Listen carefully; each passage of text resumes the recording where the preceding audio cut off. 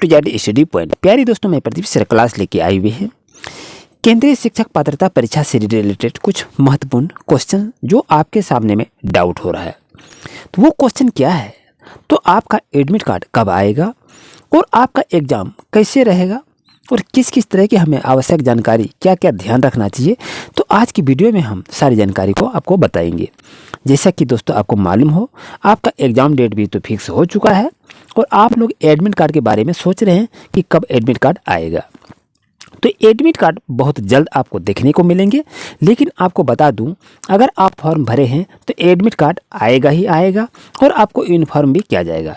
लेकिन मैं आपको बता दूं, आप अपनी परीक्षा की तैयारी पर ध्यान दीजिए, फोकस कीजिए। तो परीक्षा की तैयारी हम कैसे करेंगे आपको हम बताते हैं। पहली बात को सुन लीजिए कि आप अपना एडमिट कार्ड को कैसे डाउनलोड करेंगे। तो आपके पास जो एप्लीकेशन नंबर है, तो एप्लीकेशन नंबर इसी वेबसाइट पर आपको एक लिंक प्रोवाइड की जाएगी, जहां पर आपका एडमिट कार्ड का लिंक खुलेगा। जैसा कि यहां पर देख रहे हैं, आपके पास ये स्क्रॉल जो चल रहा है, तो इसी पर आपका आएगा सीटेड दिसंबर 2024 एडमिट कार्ड का लिंक यहां पर देखने को मिलेगा। और अभी ये लिंक यहां पर एक्टिवेट नहीं की गई है, जैसा कि यहाँ पर देख रहे हैं।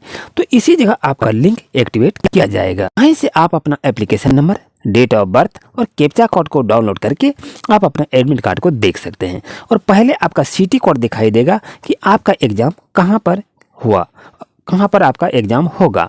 और उसके बाद एडमिट कार्ड डाउनलोड करने का लिंक भी रहेगा, जो कि सारी डिटेल उसमें दी रहेगी। तो दोस्तों मैं बता दूं कि आखिर उसमें से आपको क्या देखना है कि एडमिट कार्ड जैसे ही डाउनलोड होगा, आप उसमें से आप अपना फ़ोटो को देखेंगे, आप अपना नाम को देखेंगे, आप अपना सिग्नेचर को देखेंगे, क्या सब कुछ सही सही है कि नहीं, पेपर 1 आपने जो अप्लाई किया था वो है कि नहीं, और अगर पेपर 2 आप अप्लाई किए हैं वो है कि नहीं, उस सारी जानकारी को आप उस डिटेल को देख लेंगे। अगर उसमें से अगर किसी प्रकार की गलती हो तो सीटेट को तुरंत ईमेल करेंगे और उसे सुधार करवा लेंगे। आइए थोड़ा सा टिप्स लेके हम चलते हैं, आखिर एग्ज़ाम की तैयारी हम कैसे करेंगे। दोस्तों मैं बता दूं कि अधिकतर कैंडिडेट जो है कि वो एग्ज़ाम क्रैक नहीं कर पाते हैं। तो नहीं करने का एक ही रीज़न होता है दोस्तों, क्वेश्चन को सही ढंग से नहीं पढ़ते हैं। जैसा कि देख रहे हैं दोस्तों, ये आपका क्वेश्चन पेपर है और क्वेश्चन पेपर को ध्यान से देखिए, यहाँ पर क्या कह रहा है। सबसे पहली बात ये देखिए कि child and development pedagogy question number 1 से 30 रहेगा, यानी 30 क्वेश्चन रहता है। और मैथ के लिए क्वेश्चन नंबर 31 से 60 नंबर तक रहता है। और ईवीएस जो है वो 61 से 90 नंबर रहता है। और लैंग्वेज 1 हिंदी या इंग्लिश जिसने लिया है तो क्वेश्चन नंबर 91 से 120 रहता है। और इसी जगह कैंडिडेट फेल कर जाते हैं, उसने हिंदी अब चयन करना है, वो 121 से देता है या 91 से देता है। ये हिंदी और इंग्लिश में यहीं पर डाउट क्लियर नहीं कर पाता है। तो दोस्तों याद रहे, अगर आपने इंग्लिश लिया है तो 91 से आपको क्या करना है, 120 के बीच में देना है। और अगर आपने यहाँ पर लैंग्वेज 2 हिंदी लिए हैं तो आपको 121 से 150 के बीच में आपको टिक करना है। और ये जैसा कि देख रहे हैं, आवश्यक निर्देश यहाँ पर दी गई है।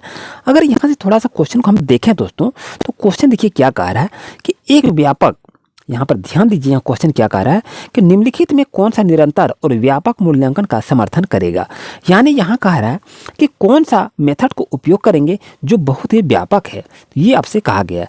कहता सर्वश्रेष्ठ कार्य पोर्टफोलियो, मानकीकृत उपलब्धि परीक्षण, मानकीकृत बुद्धि परीक्षण या वृद्धि और अधिगम प्रगति पोर्टफोलियो।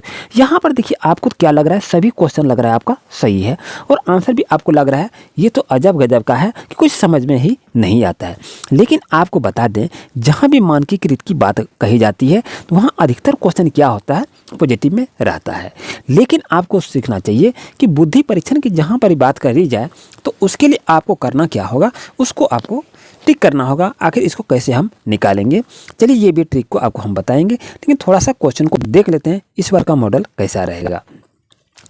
जैसा कि देखें यहाँ पर क्वेश्चन क्या कह रहा है, गणित में अपने खराब अंकों के बारे में बात करते हुए अभी कहता है, यानी एक बच्चे का नाम है अभी, कहता है मुझे अंकों की समझ नहीं है, अभी अपने प्रदर्शन का कारण किसको ठहरा रहा है। ये देखिए अपने आप से ये कह रहा है। तो वो कह रहा है, वो किसी से बात नहीं कर रहा है, लेकिन ये क्वेश्चन को देखिए क्या कह रहा है, गणित में अपने खराब अंकों के बारे में बात करते हुए अभी कहता है, यानी अपने आप से कह रहा है, यानी वो किस्मत से कह रहा है, या कार्य कठिनाई पर कह रहा है, या कोशिश की कमी कह रहा है, या योग्यता का अभाव कह रहा है। तो यहाँ पर देखिए क्वेश्चन तो आप पढ़े नहीं है, किसी बुक में किसी का भी PDF नोट लेंगे तो इस तरह क्वेश्चन आपको नहीं मिलेगा। तो ऐसे क्वेश्चन को हम सॉल्व कैसे करेंगे, अपनी मेंटलिटी से सोचेंगे, आखिर वो बच्चा क्या सोच रहा है, कैसे सोच रहा है। और यहाँ से यदि क्वेश्चन को हम देखा जाए तो यहाँ पर देखिए अधिकतर क्वेश्चन यहाँ कैसा रहता है, याद रहे बच्चों, प्यारे दोस्तों याद रहे कि क्वेश्चन देखिए क्या कहा, निम्नलिखित में से कौन सा कथन प्रगतिशील शिक्षा में शिक्षक की भूमिका का सबसे अच्छा वर्णन करता है। तो देखिए शिक्षक ज्ञान का प्राथमिक स्रोत होते हैं, बिल्कुल गलत बात है। एक ही शिक्षक यदि रहे तो उसमें ज्ञान की प्राप्ति नहीं हो सकती है। तो शिक्षक एक सुविधा प्रदाता के रूप में कार्य करते हैं, ये भी आप कहेंगे सही है। लेकिन शिक्षक निर्धारित पाठ्यक्रम को ज्यों का त्यों लागू करते हैं, ये बिल्कुल गलत है।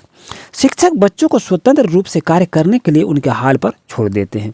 अब देखिए, अब तो आप कहेंगे सभी क्वेश्चन आपके लिए सही है क्या, लेकिन सभी क्वेश्चन सही है? बिल्कुल क्वेश्चन सभी सही नहीं है। जैसा कि देख रहे हैं यहाँ पर क्वेश्चन क्या कह रहा है कि हार्वर्ड गार्डनर की दी गई बुद्धि की अवधारणा का निहितार्थ करते हैं।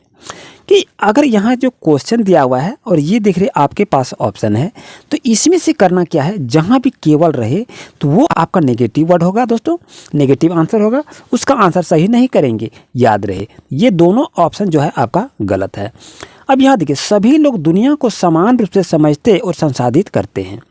अलग अलग आयामों में लोगों की अलग अलग योग्यताएं होती है, यानी जिस प्रकार के बच्चे की योग्यता हो उसी प्रकार की उसकी बेस की जाती है। तो ऑप्शन नंबर 2 आपके लिए दोस्तों सही रहेगा, 1 नंबर आपका ऑप्शन गलत रहेगा। यहाँ से ऐसे ऐसे ट्रिक के माध्यम से भी आप इसको निकाल सकते हैं। जहाँ यदि केवल रहे तो वहाँ आपका ऑप्शन गलत रहेगा, और उसमें अधिकतर देखिए सीटेट में निगेटिव क्वेश्चन को देखा जाता है। जैसा कि यहाँ पर क्वेश्चन को यदि देखा जाए, यहाँ पर देखिए क्वेश्चन क्या कह रहा है कि निम्नलिखित में कौन सी सार्थक सीखने के लिए एक प्रभावी स्मृति तकनीकी नहीं है।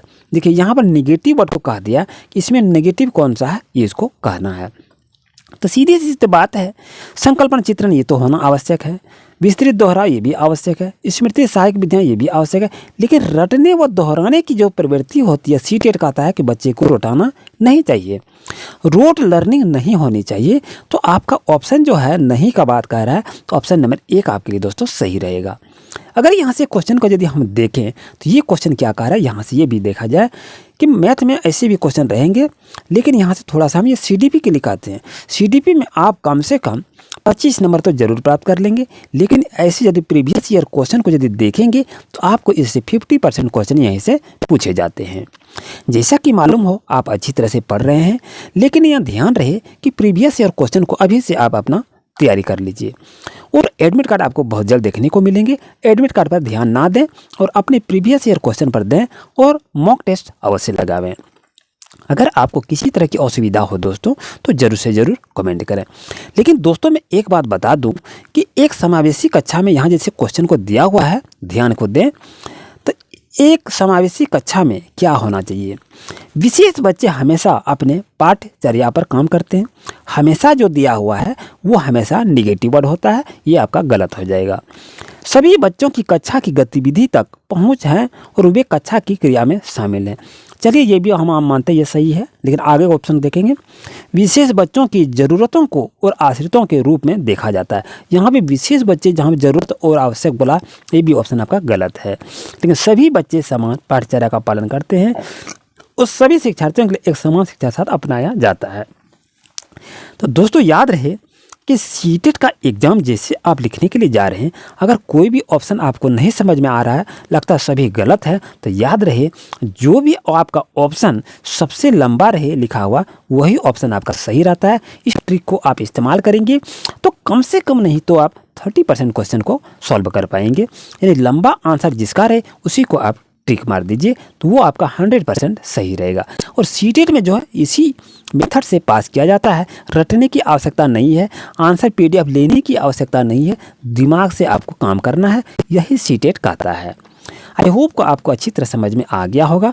आइए अब क्वेश्चन को यदि देखा जाए कि यहाँ पर देखिए क्वेश्चन क्या कह रहा है। यहाँ से कोहल वर्ग के बारे में क्वेश्चन को पूछा जाता है। यहाँ देखिए मैथ के अजब गजब क्वेश्चन को देखने को मिलते हैं, तो थोड़ी सी आप प्रैक्टिस सेट को जरूर से जरूर लगावें, आपको सफलता प्राप्त अवश्य होगी। जैसा कि दोस्तों यहाँ पर क्वेश्चन को यदि देखा जाए, क्वेश्चन को यहाँ देखिए क्या कह रहा है। निम्नलिखित में कौन सा संसाधन दशमलव की अवधारणा को समझाने के लिए सबसे उचित है।